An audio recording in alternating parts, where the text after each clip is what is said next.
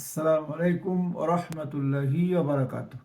ইন্নাল হামদালিল্লাহি ওয়াস সালাতু ওয়াস সালামু আলা আশরাফিল আমবিয়াই ওয়াল মুরসালিন ওয়া আলা আলিহি ওয়া সাহবিহি আজমাইন ওয়া মান তাবিআহুম বিইহসানিন ইলা ইয়াউমিদ্দিন। আম্মা বাদ। সম্মানিত ও প্রিয় দর্শক শ্রোতা, আশা করি আল্লাহ তাআলার ফজল ও করমে সবাই ভালো আছেন। আমিও ভালো আছি আলহামদুলিল্লাহ। আমি আপনাদের সামনে হাজির হয়েছি মাহে রমজানের প্রস্তুতিমূলক কিছু কথা বলার জন্য। মাহে রমজান যখন আমাদের দেশে আসে তখন দুভাবে আমরা প্রস্তুতি গ্রহণ করি। একটি হচ্ছে দেশীয় কায়দায়, আর একটি হচ্ছে কোরআন ও সুন্নাহর আলোকে। দেশীয় কায়দায় যেভাবে আমরা প্রস্তুতি গ্রহণ করি তার অন্যতম হলো কেউ কেউ রমজান আসার কথা শোনা মাত্রই তারা তাদের খাবার মেনু পুরাটাই চেঞ্জ করে। যেমন কেউ 5 থেকে 10 কেজি গরুর গোস্ত কিনে প্রিজার্ভ করেন, কেউ আবার একবারে আস্ত খাসি কিনে জবে করে ডিপ ফ্রিজে রাখেন, কেউ বড় বড় মাছ, তারপরে দেশি মুরগি, দেশি ডিম এভাবে পর্যাপ্ত পরিমাণে কিনে তারা সংরক্ষণ করেন। এই যে রিজিক হচ্ছে নির্ধারিত, আর রিস্ক মাকসুমুন, আর রিজিকের দায়িত্ব আল্লাহ পাক গ্রহণ করেছেন। এই রিজিক নিয়ে যে আমরা যেই ব্যস্ততা দেখাই, এটা মাহে রমজানের সাথে সম্পূর্ণ খেলাফ। কারণ হচ্ছে আরবিতে একটা ইবারত আছে, আর নাসিবু ইউসিবু ওয়ালাউ কানা তাহাতাল জাবালাইন ওয়া গায়রুন নাসিবি লা ইউসিবু ওয়ালাউ কানা বাইনা শাফাতাইন। যে তকদিরে যেটা আছে ওই জিনিস যদি 2 পাহাড়ের নিচে থাকে তবুও সেটা পৌঁছে যাবে, আর যদি তকদিরে না থাকে, ভাগ্যে না থাকে, সেই খাবারটা যদি 2 ঠোঁটের মাঝখানেও দেওয়া হয় তাও সেটা ভেতরে ঢুকবে না।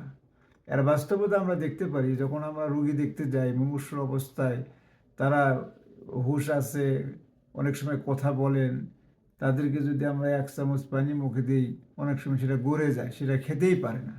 এই জন্য এইভাবে যে প্রস্তুতিটা, এটা মাহে রমজানের শানে খেলাফ।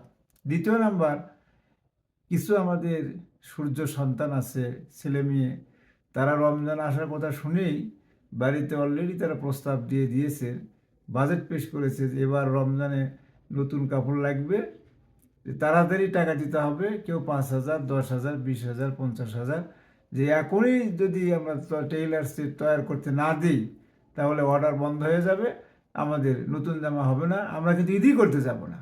এই যে নতুন জামা ঈদ করা, এ কথা কোরআনেও নেই, এ কথা হাদিসেও নেই।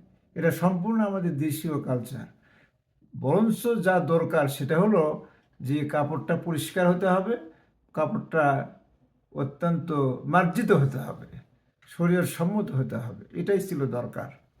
তো এইভাবে মাহে রমজানকে যারা পেয়ে প্রস্তুতি গ্রহণ করেন, এর থেকে আমাদের বিরত থাকা খুবই জরুরি।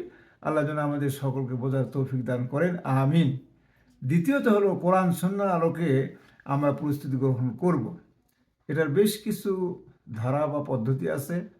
তার প্রথম নাম্বার হচ্ছে, আমরা কি করব, আমরা আগে আমাদের নিয়াতকে একদম ক্লিয়ার, আল্লাহ তাআলার সন্তুষ্টির জন্য এবারের সিয়াম ব্রত পালন করব, মাহে রমজান উদযাপন করব।